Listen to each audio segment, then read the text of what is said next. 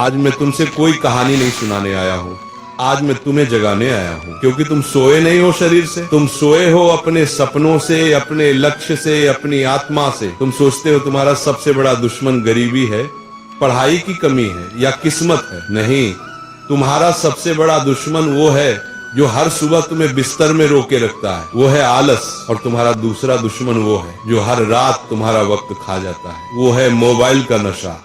आज इस धरती पर लाखों बच्चे भगवान से किस्मत मांग रहे हैं, लेकिन भगवान कहते हैं मैंने किस्मत दी थी पर तूने उसे मोबाइल में बर्बाद कर दिया।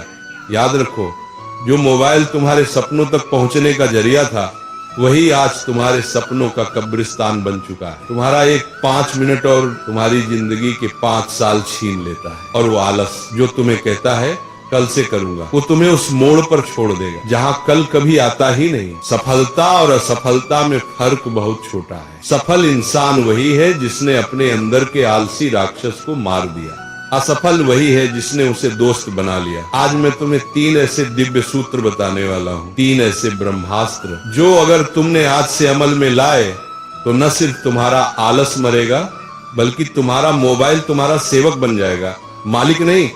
आज का ये प्रवचन सुनने वाला बच्चा या तो अपनी जिंदगी बदल देगा या जिंदगी उसे पीछे छोड़ देगी, क्योंकि समय किसी का इंतजार नहीं करता। पहला सूत्र, मन का स्वामी बनो, दास नहीं। मोबाइल बुरा नहीं है, लेकिन जब तुम उसके गुलाम बन जाते हो तब विनाश शुरू होता है। मोबाइल तो एक औजार है, पर जब औजार इंसान को चलाने लगे तो समझो विनाश निश्चित है। तुम कहते हो थोड़ा रिलैक्स करने के लिए खोलता हूँ, और फिर देखते देखते 2 घंटे निकल जाते हैं, तुम्हें पता भी नहीं चलता, और तुम्हारा ध्यान, तुम्हारी ऊर्जा, तुम्हारा समय सब उस स्क्रीन के भीतर कैद हो जाता है। सच्चाई सुनो, मोबाइल ने तुम्हें आलसी नहीं बनाया, बल्कि तुम्हारे मन की कमजोरी ने तुम्हें मोबाइल का गुलाम बना दिया।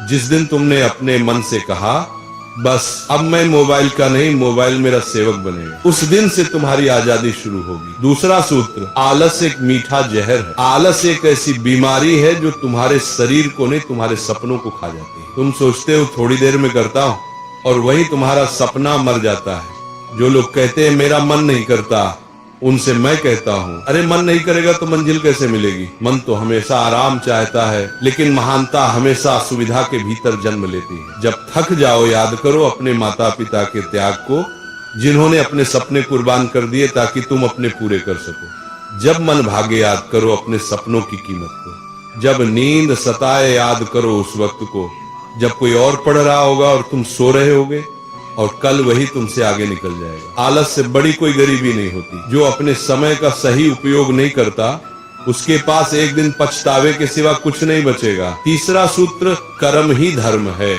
बच्चों, अगर तुम सच में बदलना चाहते हो तो रोज सुबह उठकर सिर्फ एक संकल्प लो, आज का दिन मैं अपनी मंजिल के नाम कर दूंगा।